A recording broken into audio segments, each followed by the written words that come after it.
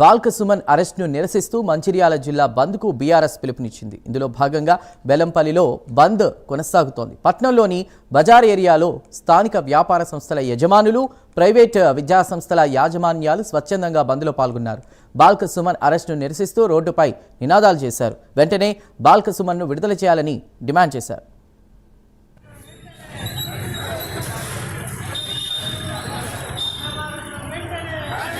బాల్క సుమన్ గారి అక్రమ అరెస్టుకు నిరసనగా మంచిర్యాల జిల్లాను బంద్ పాటించడం జరిగింది.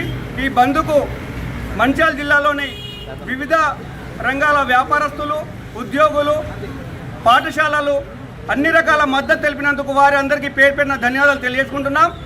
కాంగ్రెస్ పార్టీ ఏ విధంగానైతే తెలంగాణ రాష్ట్రం లోపల మోసపూరితమైనటువంటి వాగ్దానాలు చేసి గద్దెనెక్కిందో అదేవిధంగా నిన్న జరిగినటువంటి క్యాతన్పల్లి మున్సిపల్ చైర్మన్, ఉప వైస్ చైర్మన్ ఎన్నికలలో కూడా కార్మిక శాఖ మంత్రి గడ్డం వివేక్ గారు తన యొక్క గుండాలతో వచ్చేసి బాల్క సుమన్ గారిని అడ్డుకోవడం, బాల్క సుమన్ గారి మీద పోలీసులతో లాఠీచార్జి చేయించడం, ఇది కాంగ్రెస్ గుండాల యొక్క నైతిక విలువలకు లోబడి ఉంది. అదేవిధంగా మా ప్రియతమ నాయకుడిని బాల్క సుమన్ గారిని అరెస్ట్ చేసినందుకు ఈరోజు మేము మంచిర్యాల జిల్లాను బంద్ పాటించడం జరుగుతుంది. ముఖ్యంగా మా బాల్క సుమన్ గారిని వెంటనే విడుదల చేయాలని చెప్పేసి మంచిర్యాల జిల్లా లోపల బీఆర్ఎస్ శ్రేణులు అధిక మొత్తంలో రోడ్ల మీదకి వచ్చేసి ధర్నాలు చేయాలని చెప్పేసి మా యొక్క బీఆర్ఎస్ పార్టీ నాయకులను మనవి చేస్తున్నాం.